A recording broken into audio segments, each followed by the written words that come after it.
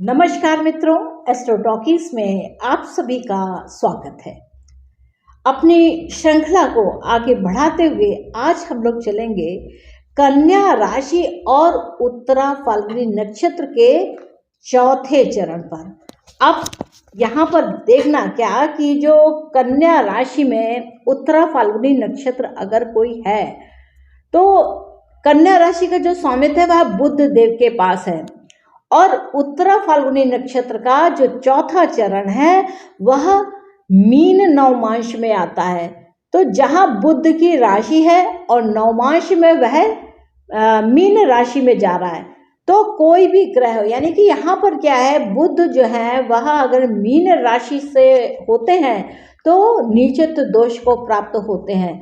तो यहाँ पर यह समझने की बात है कि मीन राशि के जो स्वामी हैं, अगर इस नीचत्व को खत्म करना है तो क्या करेंगे। इस नीचत्व को खत्म करने के लिए यहाँ पर गुरु तुल्य लोग की आराधना करनी चाहिए, यानी कि उनकी बातों का मान रखना चाहिए। तो ये जो कर्म विपाक संहिता है, इस कर्म विपाक संहिता में कुछ बहुत ही सटीक उपाय बताए गए हैं जिसको मैं आपके सामने देती हूँ। और ये जो कर्म विपाक संहिता है यह हमारी बात नहीं है, ये मेरी बात नहीं है, ये शिव और पार्वती के बीच में एक संवाद है। उस संवाद का जो अर्थ है, यानी कि उन भगवान शिव ने हम आम लोगों के लिए पार्वती जी को यह रेमेडीज बता करके, यह उपाय बता करके हम आम लोगों के लिए यहाँ पर प्रस्तुत की है। तो ये जो कहानी है यहाँ पर समझना कि आपका कोई भी ग्रह अगर उत्तरा फाल्गुनी नक्षत्र के चौथे चरण से जाता है, कन्या राशि है, उत्तरा फाल्गुनी नक्षत्र है और चौथा चरण है, तो यह जो एपिसोड है वह आपके लिए है। इसके साथ ही आपका चंद्र नक्षत्र अगर उत्तरा फाल्गुनी नक्षत्र चौथा चरण है, सूर्य का नक्षत्र अगर उत्तरा फाल्गुनी नक्षत्र और चौथा चरण है, साथ में अगर आपका लग्न भी इसी राशि में है, उत्तरा फाल्गुनी नक्षत्र के चौथे चरण में है, तो यह एपिसोड आपके लिए। आप इस बात को आप प्रयोग करके देखें, आप ऐसी रेमेडीज को करके देखें, आप निश्चित तौर से यहाँ पर लाभ पाएंगे। तो जो शिव जी हैं वह कहानी सुनाते हुए कहते हैं, वह बताते हैं कि गया आप जानते हैं ना कि गया कहाँ पे, जहाँ पर लोग श्राद्ध और वार्षिक श्राद्ध करने के लिए जाया करते हैं। तो आपने सुना होगा बहुत से लोग गया भोज भी करते हैं। जो लोग गया जाते हैं वहाँ जाके अपने पितरों के लिए अगर तर्पण करके आते हैं तो वहाँ से उन्हें बहुत ही शांति, पितर भी शांत होते हैं, साथ में जो जातक है वह भी शांत होता है। तो गया में एक ब्राह्मण रहता था। अब वह नाम का ब्राह्मण था, यानी कि जो ब्राह्मण के धर्म होते हैं, जो ब्राह्मण के कर्म होते हैं वह नहीं करता था। वह क्या करता था, कर्म करना नहीं है, सदा मद्यपान करना है। मद्यपान करेंगे तो आप कर्म कैसे कर सकते हैं। आप वह चोर था, वैश्यागामी था और निषिद्ध दक्षिणा को ले लेता, यानी कि जो दक्षिणा आपके लेने योग्य नहीं है, जिसको लेना नहीं चाहिए, वह जो दक्षिणा थी वह ले लेता था। और इसी प्रकार अपने जीवन को वह जीता रहा। और एक समय जब समय आई, वृद्धावस्था आई, उसने पूरे जीवन भर यही किया, मद्यपान किया, चोरी करी, झूठ बोला, जो ब्राह्मण के काम है वह नहीं करे, और वह जो नहीं लेना चाहिए वह भी दान के रूप में ले लेता था, वेश्यागमन भी करता था। इस प्रकार से उसने अपना जीवन पूरी जिंदगी काटी और काटने के बाद जब वृद्धावस्था हुई तो वह मर गया। अब जब वह मर गया तो उनके चित्रगुप्त ने उनका लेखा जोखा किया। उस लेखा जोखा में उन्हें पाया कि अरे इसने तो बड़े ब्राह्मण हो करके, ब्राह्मण का जन्म लेकर के भी इसने इस तरीके के काम किए। अब क्या है, अब ब्राह्मण को अगर जैसे देखें, ज्योतिष के रूप में देखें तो ब्राह्मण की कौन सी राशि होती है, तो कर्क राशि, वृश्चिक राशि और मीन राशि आ जाती है ब्राह्मण तत्व में। तो यहाँ पर देखिए तो वह भगवान ने जब सारा लेखा जोखा किया, यानी कि ये जो राशि बताई आपको, जल तत्व की जो मैंने राशियाँ बताई कि ब्राह्मण वर्ग से को बिलोंग करती हैं, तो यहाँ पर समझना कि जो भी कर्क राशि के जातक हैं, वृश्चिक राशि के जातक हैं, मीन राशि के जातक हैं, तो यहाँ पर क्या हुआ, उनको ये बात समझनी चाहिए, जल तत्व की जो राशियाँ हैं उनको ये बात समझे कि ब्राह्मण होकर के ब्राह्मण का कर्म करे, ना कि किसी और तरीके का शूद्र का काम कभी ना करें। तो यहाँ पर क्या हुआ कि जब यमदूत ने उनका लेखा जोखा देखा, उनका आकलन किया गया कि पूर्व जन्म में इन्होंने कैसे काम किया, तो पता चला कि उनको जो सजा मिल रही है, यमदूत ने महाघोर नरक में ले जा करके 3 लाख वर्ष तक उनको उस दुख में डाल दिया और वह इस दुख को भोगता रहा।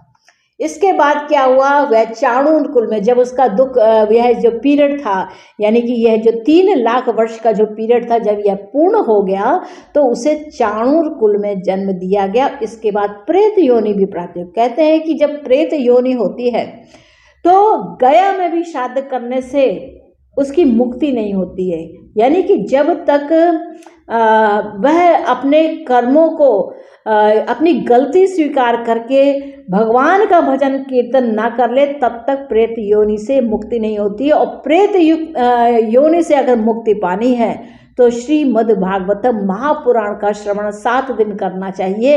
ऐसा करने से जो प्रेत योनि का या प्रेत का जो कष्ट है वह निश्चित तौर से दूर हो जाता है। तो ये भी देखिए एक रेमेडी है।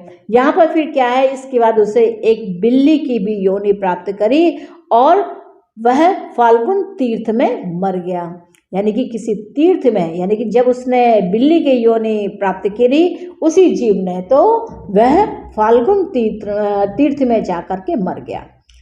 अब इसके बाद यानी कि उसने अपने सारे कष्टों को भोग लिया। भोगने के बाद उसका मध्य देश में मनुष्य, मध्य देश का मतलब है जो जैसे मध्य प्रदेश को हम कह सकते हैं, वहाँ पर उसने मनुष्य योनि में जन्म लिया। और उसकी जो स्त्री थी, उसने जब जन्म लिया तो उसका विवाह भी होगा, विवाह हुआ तो उसकी जो संतान हुई वह कन्या संतान हुई। साथ में जो उसकी पत्नी थी, यानी कि जो उसकी स्त्री थी, उसको सदा ही कोई ना कोई रोग रहता था, यानी कि वह रोग से पीड़ित रहती थी। उसको हर समय सदा उसको बुखार रहता। तो आप बहुत से लोगों को देखते होंगे कि उनकी पत्नी का कहते हैं कि उनका जार कभी उतर ही नहीं रहा है, कभी बुखार उतरता ही नहीं। तो ऐसे में ये देखना कि कोई दवाई काम नहीं कर रही है, तो ऐसा क्यों है?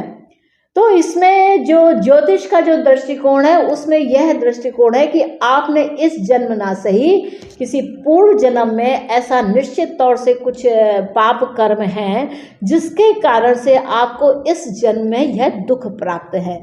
फिर क्या हुआ, अब इस चिंता में वह जो मनुष्य था, यानी कि जो वो ब्राह्मण जो पूर्व जन्म में था, जो मद्यपान किया करता था, उसे बड़ी चिंता हुई, बहुत दुख करता था, बस उद्विग्न रहता था और बहुत पीड़ित रहता था कि पत्नी बीमार रहती है और कन्या संतति हुई, मेरे कोई पुत्र नहीं है, मेरी वंश परंपरा कैसे चलेगी। हालांकि आज के युग में कन्या संतति से भी कहा जाए तो वंश परंपरा चलती है, लेकिन उस समय पर, या आप सोचो कि आपको कन्या संतति भी हो, साथ में अगर आपके पुत्र संतति भी होती है, तो आपके जीवन में एक पूर्णता का अनुभव होता है। लेकिन ये सब कुछ आपके पूर्व जन्म के कर्म के ऊपर आधारित रहता है। तो भगवान शिव यहाँ पर कहते हैं कि जब ऐसा हो कि आपकी स्त्री सदा बीमार रहती है, आपके घर में शांति नहीं है, आपके जो संतान है वह कन्या संतान है, हालांकि यह कहा जाता है कि कन्या संतान दूसरे घर में चली जाती है, लेकिन फिर भी संतान तो संतान है। लेकिन यहाँ पर जैसे पुत्र की एक आकांक्षा सबके अंदर आती है, तो जब इस चीज़ का अभाव होता है, देखिए किसी की पूर्णता को कभी तभी ज़्यादा महत्व दिया गया है जब आपके एक कन्या भी हो और आपके पुत्र भी हो, लेकिन ईश्वर जो देता है उसे स्वीकार भी करना चाहिए। तो यहाँ पर शिव जी कहते हैं, शिव जी ने कहा कि इसके लिए जो उपाय है वह देवी आप बड़े ध्यान से सुने। तो वह कहते हैं कि सर्वप्रथम विष्णु भगवान का पूजन करें। अब विष्णु भगवान क्या है? विष्णु भगवान यानी कि देखिए बुद्ध की राशि, विष्णु भगवान का मतलब है जो भगवान की खड़ी हुई मुद्रा में है, यानी कि आपको सीखने का समय है। तो आप इसमें सीखें कि मुझे क्या सीखना है, तो ब्राह्मण के कर्म को सीखना है और सर्वदा साधु संत की सेवा करनी चाहिए।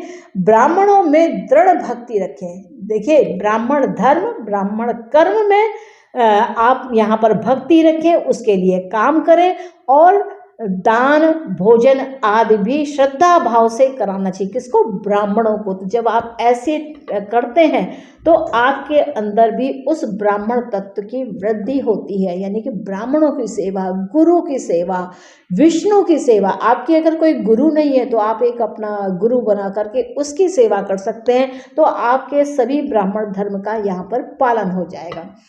और सवस गौओं का दान करें। सवस का मीनिंग है जिन गौओं का, जिन गाय के बछड़े हों या बछिया हो, ऐसी गाय ब्राह्मणों को दान दे। और ऐसा आप अगर प्रतिवर्ष कर सकते हैं तो ये बहुत अच्छी बात है, नहीं तो आप गाय और बछड़े की सेवा कर सकते हैं। इस समय बहुत सारी गौशालाएं हैं, उन गौशाला में जा कर के आप उनके लिए उनकी सेवा, उनकी चिकित्सा, उनका भोजन का प्रबंध करते हैं, उनकी साफ सफाई का प्रबंध कर सकते हैं। तो इस प्रकार से जो गाय और बछड़े की या बछिया की यहाँ पर सेवा की बात कही गई है, वह इस प्रकार से भी आप कर सकते हैं। आप भले ही दान न करें, परंतु आप सेवा से उसके महत्व को बढ़ा सकते हैं। और विष्णु पुराण और हरिवंश पुराण को भी आप यह सुन सकते हैं। ऐसा करते हैं तो आपके ये जो स्त्री की जो रोग है या संतति से जो आपको कष्ट है वह दूर होता है। तो यहाँ पर भगवान ने कहा है, एवं कृते न संदेहि बहुपुत्रः प्रजायते रोगः सर्वे क्षयम यान्ति काकवंध्या च पुत्रिणी भव।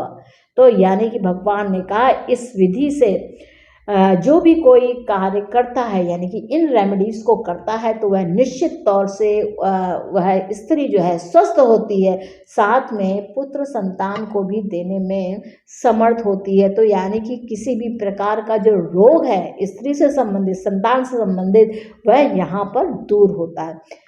तो मित्रों, ये था कन्या राशि, उत्तरा फाल्गुनी नक्षत्र और उसका चरण 4 का ये जो कर्म विपाक संहिता है, उसके आधार पर शिव और पार्वती के संवाद के रूप में ये बहुत ही सुंदर रेमेडी है। आप इसे इसी सावन मास में करते हैं। देखिए, इस बार बहुत सुंदर मौका मिल रहा है। इस वर्ष यानी कि 2023 में जो श्रावण मास है वह 30 अगस्त तक रहने वाला है। तो इस पूरे मास में, ये जो भी मास है, इस मास में आप इसका पूर्ण लाभ उठाएं। श्रवण जितना करेंगे उतना ही आपके अंदर एक बहुत ही सुंदर विचारधारा आएगी। तो मित्रों, मुझको अब आज्ञा दीजिए, मिलेंगे नेक्स्ट एपिसोड में कन्या राशि के हस्त नक्षत्र के प्रथम चरण को लेकर के। तब तक मैं आप लोगों से एक अनुरोध करूंगी कि आप अगर मेरे एपिसोड को देख रहे हैं तो कृपया मेरे चैनल को लाइक कीजिए, इस चैनल के एपिसोड को शेयर कीजिए और सब्सक्राइब करना बिल्कुल मत भूलिएगा, क्योंकि सब्सक्राइब करेंगे तभी आपको मेरे एपिसोड समय पे मिल पाएंगे। तो मित्रों, मिलते हैं नेक्स्ट एपिसोड में कन्या राशि के हस्त नक्षत्र, हस्त मीन्स दिस, हस्त नक्षत्र के प्रथम चरण को लेकर के।